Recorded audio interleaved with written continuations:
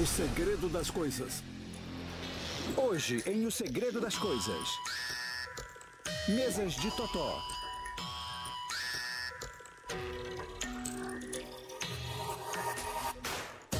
Sabão de Marsella.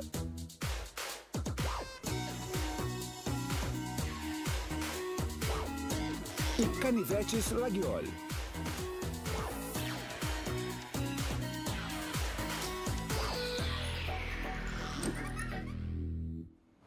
O jogo de totó foi patenteado pela primeira vez por um inventor britânico em 1923. Ele se tornou popular por toda a Europa, com ligas se formando na década de 50. Uma década depois, um americano que trabalhava na Alemanha Ocidental levou o jogo para os Estados Unidos, registrando o termo usado em alemão, Fußball.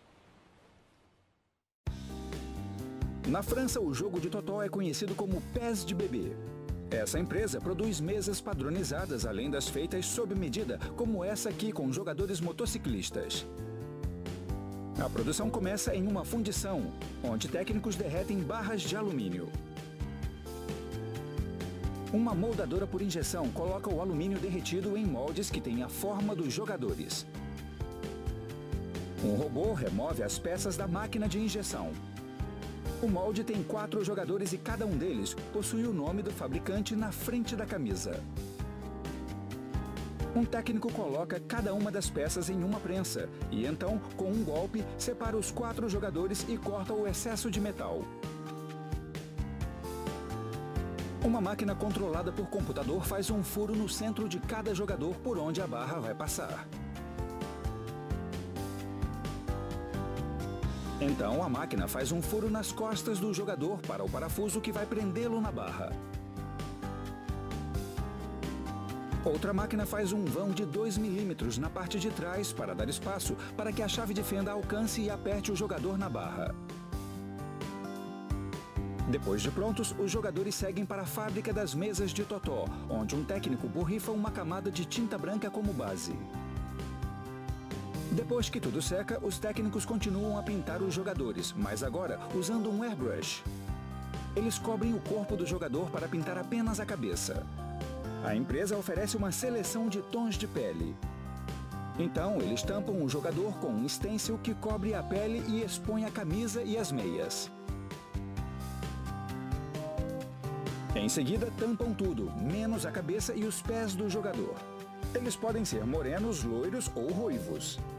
Eles pintam os calçados de preto e depois os olhos e a boca. Os fabricantes constroem a mesa com faia sólida.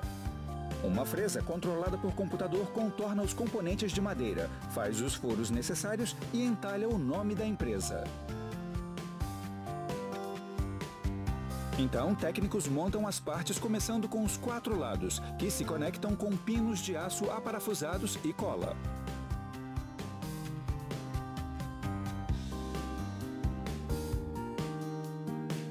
Depois de fechar as pontas com painéis de madeira, os técnicos instalam barras de suporte de madeira que reforçam a mesa e, depois de um gol, direcionam a bola para a travessa que a devolve.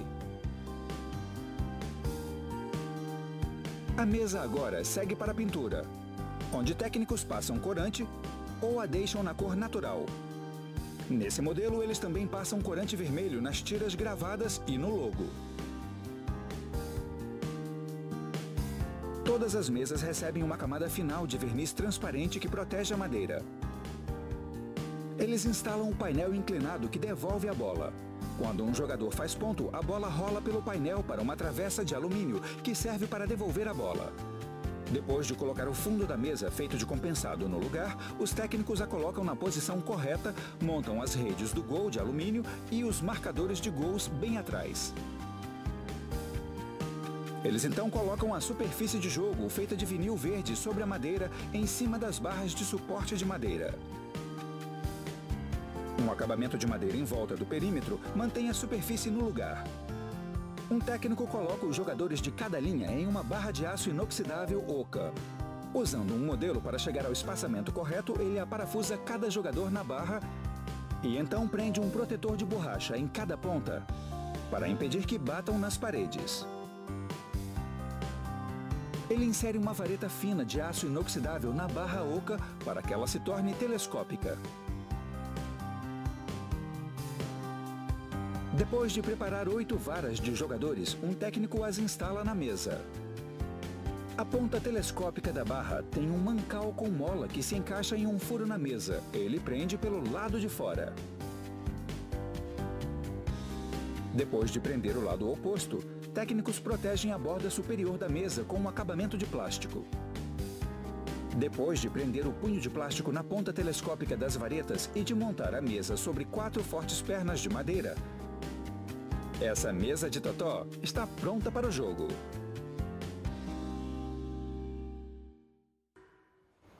Sabão de Marselha é um sabão com base em óleo vegetal que era feito à mão na cidade portuária de Marselha, na França, na Idade Média. Essa barra de sabão multiuso suave e hipoalergênica se tornou apreciada por toda a Europa para lavar roupas, pratos, pisos e até para o banho. O sabão de Marselha é feito com apenas 4 ingredientes tradicionais, sem nenhuma gordura animal, corantes, perfumes nem conservantes. Até hoje, ele é produzido como era há mais de 600 anos. Os 4 ingredientes são sal marinho, água, junto com soda cáustica e óleo de coco, de palma ou, como é mais comum, óleo de bagaço de oliva, que é o segundo óleo extraído das azeitonas depois que foram espremidas para extrair o azeite de oliva virgem para o consumo. Um técnico coloca a quantidade necessária de óleo e de soda cáustica em um caldeirão de cozimento. Então ele deixa a mistura ferver enquanto mexe por 1 ou 2 dias.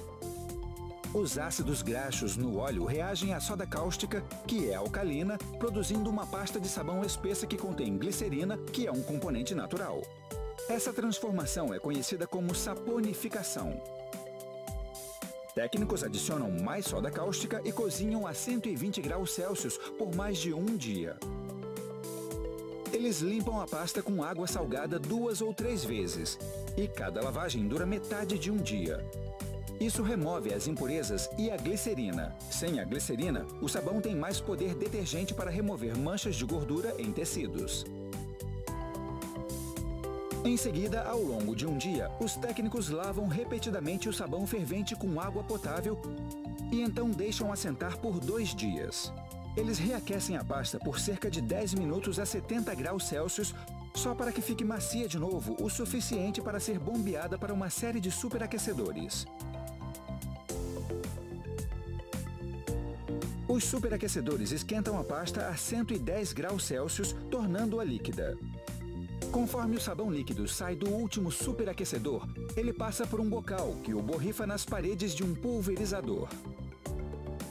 O pulverizador resfria o sabão a vácuo, deixando-o sólido e com uma consistência que pode ser moldada. Lâminas motorizadas então raspam o sabão seco das paredes do pulverizador. O sabão cai diretamente em uma máquina de extrusão que funciona de modo parecido a uma máquina de macarrão. A máquina força o sabão por moldes pequenos e arredondados, enquanto lâminas giratórias o cortam em pedaços. Conforme os pedaços de sabão caem em uma esteira rolante, o chefe da fábrica de sabão inspeciona a qualidade checando a cor, o aroma e a textura. No laboratório que fica na empresa, um técnico realiza testes de controle de qualidade nas amostras que são retiradas de cada um dos lotes. Nesse teste, ele mede a porcentagem de sabão puro. Ele pesa a amostra e então aquece no forno micro-ondas por 10 minutos para evaporar toda a umidade. Isso deixa apenas o sabão puro, sem água. Ele pesa de novo a amostra para calcular a porcentagem de sabão puro e também a quantidade de óleo, que deve ser de 72%. A fábrica vende uma parte desses pedaços de sabão de Marselha para empresas que moldam suas próprias barras. Ela também faz a barra da casa bem aqui, comprimindo o sabão em uma pasta homogênea e depois expelindo uma barra contínua e longa. Uma guilhotina automática corta a barra na forma selecionada. A esteira rolante leva os cubos para uma marca de estampagem que estampa todos os 6 lados. Cada cubo tem o nome e o logo da empresa, a quantidade de óleo e o selo Savon de Marselha, que prova que o sabão é mesmo autêntico e feito de modo tradicional em Marselha. Por séculos, as pessoas migraram indo e vindo pela fronteira entre a França e a Espanha. O tradicional canivete Laguiole é o resultado da mistura dessas culturas. A fusão de uma faca árabe e hispânica chamada Navarra com uma faca do sul da França conhecida como capuchadou. Esses canivetes não são para viagens e acampamentos. São utensílios de alta qualidade perfeitos para cortar os deliciosos queijos franceses. Eles possuem um padrão ondulado inconfundível de aço de damasco. Para recriar o lendário metal conhecido como aço de damasco, um cuteleiro, que é um artesão especializado na fabricação de facas, empilha camadas alternadas de aço niquelado e de aço carbono. Ele então usa um esmeril para ajustar as bordas para o próximo passo. Ele solda as 9 camadas de aço carbono e as 8 camadas de aço niquelado juntas. Ele começa o processo de forja colocando as camadas em uma forja alimentada a carvão, onde elas são aquecidas a 800 graus Celsius. Aos poucos, as camadas serão forjadas em uma peça única de aço de damasco. Um martelo automatizado golpeia as camadas, forçando-as a aderirem umas às outras a nível molecular. Conforme o poderoso processo força as camadas a se unirem em uma única peça de aço, ele também a deixa lisa e alonga o metal. O cuteleiro então pode quebrar a peça em 3 partes e empilhar uma na outra. Isso triplica o número de camadas de 17 para 51. O cuteleiro vai repetir esse processo de novo e de novo, até que o aço tenha cerca de 300 camadas.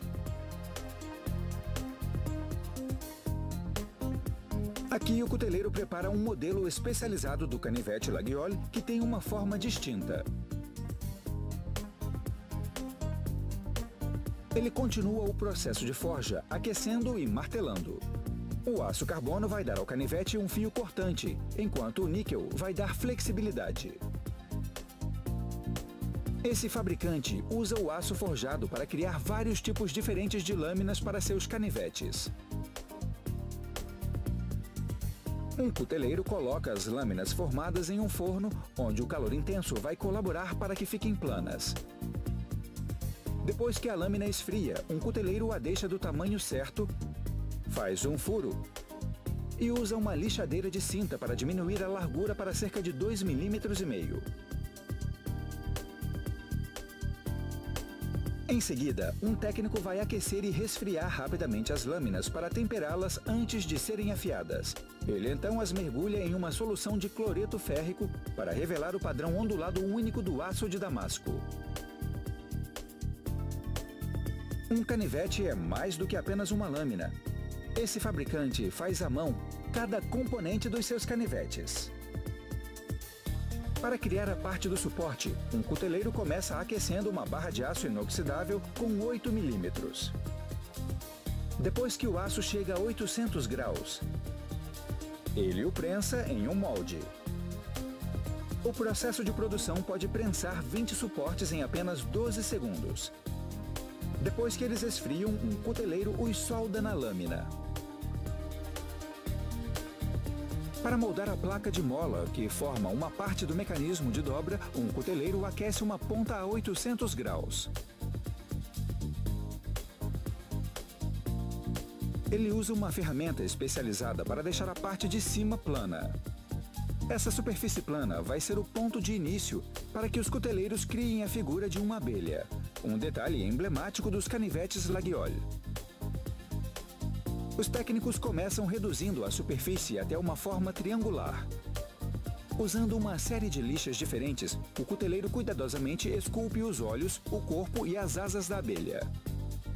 Parece que Pierre-Jean Calmels, o criador dos canivetes Laguiole, usou um símbolo de abelha em 1829. E os cuteleiros a usam desde então para diferenciar esses canivetes dos outros. O cuteleiro molda a placa de molas inteira. E é preciso mais do que habilidade e algumas lixas para terminar o trabalho. Fique ligado para ver como instrumentos de alta tecnologia refinam as imagens, antes dos técnicos montarem o resto do canivete.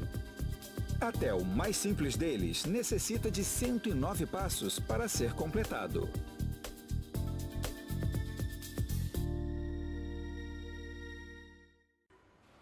Por volta de 1820, os cuteleiros começaram a criar os canivetes Laguiole em Aubrac, na França. A tradição terminou depois da Primeira Guerra Mundial, mas foi revivida no fim dos anos 80. Hoje, os artesãos de Aubrac misturam o habilidoso artesanato tradicional com a tecnologia avançada. Para gravar cada placa de mola única, um cuteleiro começa colocando uma em um tornilho. Com o metal estabilizado, o cuteleiro pode se focar na gravação com a ajuda de poderosas lentes de aumento. A furadeira de carbeto de tungstênio que ele usa não tem mais de 0,4 de um milímetro. Não é de se admirar que os detalhes de cada uma sejam tão precisos. Para temperar o aço, o cuteleiro o aquece a 1030 graus por vários minutos. Em seguida, ele o esfria repentinamente em um banho de óleo. Ele então vai aquecer a 230 graus por 1 hora para completar o processo. Esse fabricante faz os cabos dos canivetes em vários materiais, incluindo chifres, madeira e osso. Quando faz um cabo de osso, um cuteleiro começa cortando em seções com uma lâmina especializada. Ele então corta os pedaços em seções menores, que têm aproximadamente o tamanho do cabo de uma faca. Os cuteleiros podem usar o osso em sua cor natural ou podem deixá-lo em corante por várias horas. Todos os componentes desse canivete Laguiole estão completos. O cuteleiro usa uma lixadeira de cinta para que a mola seja levemente lixada. Em seguida, usando a mesma ferramenta, ele começa a trabalhar nos componentes do cabo de osso. Com a moldura do canivete como modelo, ele cuidadosamente reduz todos os componentes até as dimensões necessárias, conseguindo um encaixe perfeito.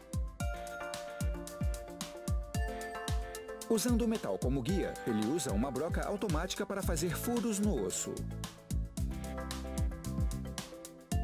Com a mão habilidosa de um artista treinado, o cuteleiro entalha o famoso desenho de Cruz do Pastor a olho nu. Essa Cruz do Pastor é outra assinatura dos canivetes Laguiole. O cuteleiro conecta a mola nos componentes conhecidos como balanças, que formam a estrutura interna do canivete. Para unir as peças, ele insere pinos de aço inoxidável e os martela de cada lado para que fiquem firmes em seus lugares. Ele insere pequenos pedaços de arame de aço fino nos furos que foram feitos para formar a Cruz do Pastor. Ele agora começa a colocar os protetores laterais feitos de osso que formam o cabo do canivete. Ele aparafusa cuidadosamente os protetores de osso nas balanças de dentro, com 3 parafusos de aço inoxidável de cada lado. Ele então retira os pedaços de parafusos que sobram. Agora pode instalar a lâmina de aço de damasco.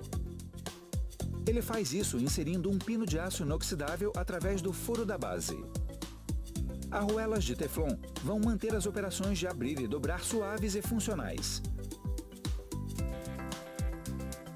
O cuteleiro usa um grampo especializado para prender o canivete conforme instala o pino na parte de trás da mola. Esse pino, junto com o que segura a lâmina, são as 2 partes essenciais do mecanismo de um canivete Laguiole.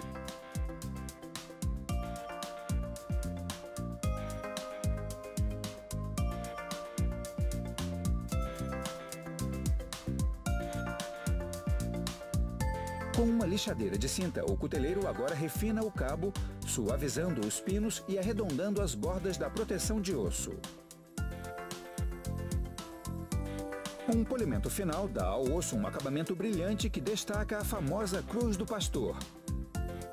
Uma inovação introduzida para permitir que os 3 pastores celebrassem as missas mesmo quando estivessem longe da igreja.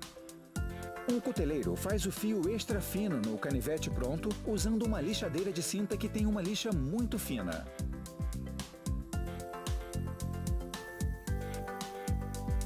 Ele passa a lâmina várias vezes em um pedaço de couro, com sua mão habilidosa para dar o último fio à lâmina. Esse canivete agora está pronto para se juntar aos outros lendários canivetes Laguiole e descascar uma maçã madura ou cortar um queijo delicioso. Bom apetite! Versão brasileira Audiocorp.